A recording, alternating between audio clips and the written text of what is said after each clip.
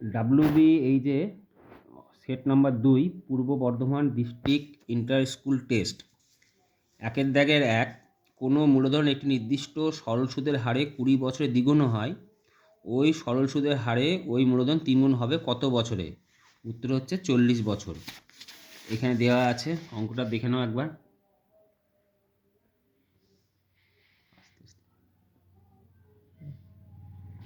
তারপরে নেক্সট হচ্ছে যে 2 নম্বর, এক্স কিউব বাই এক্স সমান 1 হলে সমীকরণের বীজগুলি হলো, তাহলে এক্স কিউব বাই এক্স মানে 1, তাহলে এক্স কিউব সমান এক্স হয়, তাহলে এক্স সমান কত হবে? এক্স স্কোয়ার মাইনাস 1 লিখে যেতে পারে, বা যদি বুঝতে না পারো এক্স কিউব মাইনাস এক্স সমান 0 লিখতে পারি।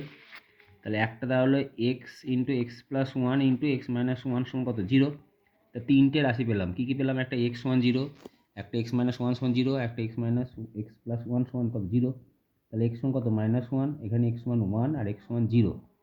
তাহলে এবার যে 0 বসায় মান হয়ে যাচ্ছে অসংজ্ঞাত, আর 1 বসালেও 1 পাচ্ছি, -1 বসালেও কত পাচ্ছি? -1 বসালেও 1 পাচ্ছি। তাহলে আমার অ্যাকচুয়ালি মানটা হলো কত? দুটো। কী কী বেরোলো? 1 অ্যান্ড কত? -1। বুঝে গেছে? নেক্সট হচ্ছে 3 নম্বর, 3টি অসমরেখ বিন্দু দিয়ে বৃত্ত অঙ্কন করা যায়। একটা tan 73 ডিগ্রি সমান এক্স হলে tan 70 ডিগ্রি মান কত? এটা পূরক কোণের অঙ্ক। তাহলে এখান থেকে লেখা যেতে tan 73 ডিগ্রি সমান এক্স, তাহলে tan 90 ডিগ্রি মাইনাস 17 ডিগ্রি সমান এক্স, তাহলে cot 17 ডিগ্রি সমান কত? এক্স হলো। cot থেকে tan মানে কি? উল্টো হয়, তাহলে tan 17 ডিগ্রি সমান কত হবে? 1/x। তারপরে একটি ঘনকের সমগ্র তলের ক্ষেত্রফল a বর্গ একক, কর্ণের দৈর্ঘ্য b একক হলে a b এর মধ্যে সম্পর্ক। এটা করে দিয়েছি, দেখে নাও।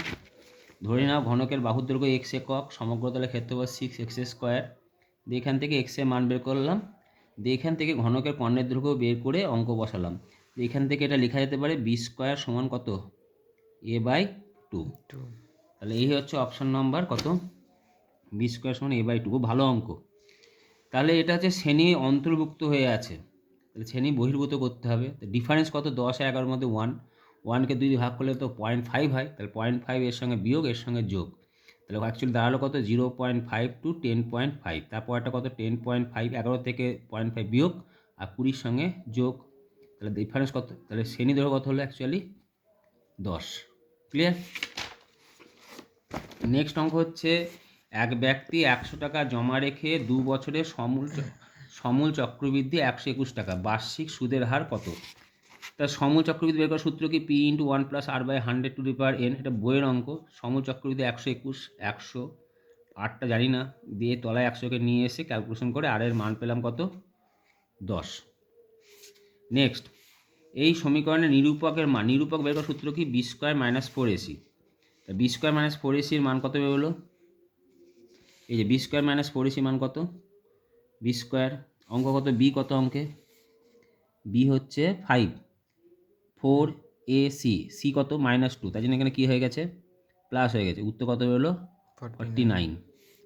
নেক্সট, একটি কোনো বৃত্তের বৃহত্তম জ্যা লম্ব সমদ্বিখণ্ডক ওই বৃত্তে। দেখো, একটা বৃত্তের বৃহত্তম জ্যা মানে বৃত্তের ব্যাস, আর বৃত্তের ব্যাসের মধ্যবিন্দুকে ও তার লম্ব করলে, সমদ্বিখণ্ডক করলে অবশ্যই সেটা কোথা দিয়ে যাবে? কেন্দ্র দিয়ে যাবে, তাই জন্য কেন্দ্রগামী আমি লিখতে পারি। নেক্সট, tan θ সমান 4/5 3 হলে sin θ প্লাস cos θ এর মান করেছে। sec θ, এখান থেকে sec θ মান বের করলাম, কত বেরোলো? 5/3। sec থেকে cos-এ গেলাম, সেকের উল্টো cos হয়, এখান থেকে sin গেলাম, sin-এর মান বের করলাম, দিয়ে tan θ এর মান বের করলাম কত? tan θ সমান কি? sin θ বাই কি? cos θ। তা sin/cos উল্টে দিলে 7/5 অ্যান্সার হয়। নেক্সট অঙ্ক হচ্ছে, ভি শঙ্কুর আয়তন ভি ঘন একক, ভূমির ক্ষেত্রফল এ হলে উচ্চতা কত? শঙ্কুর আয়তন বের করার সূত্র কি? আয়তন বের করার সূত্র হচ্ছে ভূমির ক্ষেত্রফল গুণিত আয়তন বের করার সূত্র হচ্ছে ভূমির ক্ষেত্রফল ইন্টু উচ্চতা 1/3। তাহলে 1/3। তাহলে এবার তাহলে ভূমির ক্ষেত্রফল কত দিয়েছে কেন অঙ্কে আমাকে? a। ভূমির ক্ষেত্রফল দিয়েছে a, তাহলে 1/3 ইন্টু a। উচ্চতা জানি না, উচ্চতা h ধরলাম, আর এটা ভি দিয়েছে, তাহলে h সমান কত হবে? 3v/a। এই হচ্ছে অঙ্কের নিয়ম।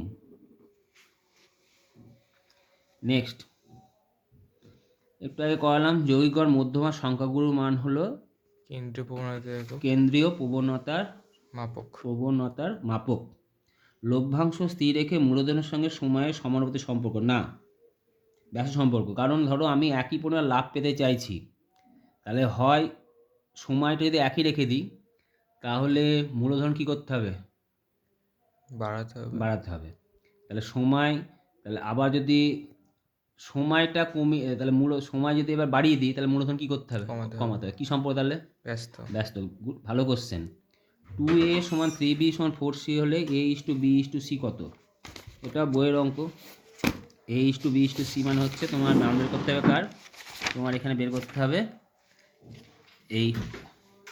এটাকে উল্টি দেবে, যেটা ছিল উল্টি দেবে 1/2 1/3 1/4 দিয়ে যেটা লসক হয় সেটা দিয়ে সবগুলোকে গুণ করলে 6:4:3 বেরোবে। একটি ত্রিভুজের 3টি বাহুর দৈর্ঘ্য দেওয়া আছে 3:4:5। ত্রিভুজটি সর্বদা সমকোণী ত্রিভুজ। ভুল ঠিক কথা, কারণ 3 স্কোয়ার যোগ 4 স্কোয়ার সমান কার স্কোয়ার, 5 স্কোয়ার। π/4 মানে 35 ডিগ্রি, এটা তাহলে 35 ডিগ্রি। তাহলে সমদ্বিবাহু ত্রিভুজ কনফার্ম। দুটো ত্রিভুজের সমষ্টি কত, 35 ডিগ্রি 35 90 ডিগ্রি বেরোলো। তাহলে আর একটা কোণের মান কত হলো, 90 ডিগ্রি। তাহলে অবশ্যই সেটা কী ত্রিভুজ হবে, সমকোণী ত্রিভুজ। একটি অর্ধগোলকের সমগ্রতলের ক্ষেত্রফল 36 π বর্গ সেমি হলে ব্যাসার্ধ হবে 3 সেমি। ভুল, ব্যাসার্ধ কত হচ্ছে 2। সংখ্যাগুলো মধ্যমান কত, 10। মধ্যমান 10 নয়, কারণ সংখ্যাগুলো পরপর সাজালে পরে 9 হচ্ছে মধ্যমান বেরোবে। তাই কারণ হচ্ছে সংখ্যাটা কত 9। মধ্যমান বের করার সূত্র কি, n/2 প্লাস 1/2 তম পদ, তাই তো? 9 প্লাস কত আছে, 7টা আছে না, 1 2 3 4 5 7 প্লাস 1/2 তম পদ মানে 4তম পদ। 4তম পদ কত, 1 2 3 4। উত্তর কত হলো 9। বুঝতে পেরেছি?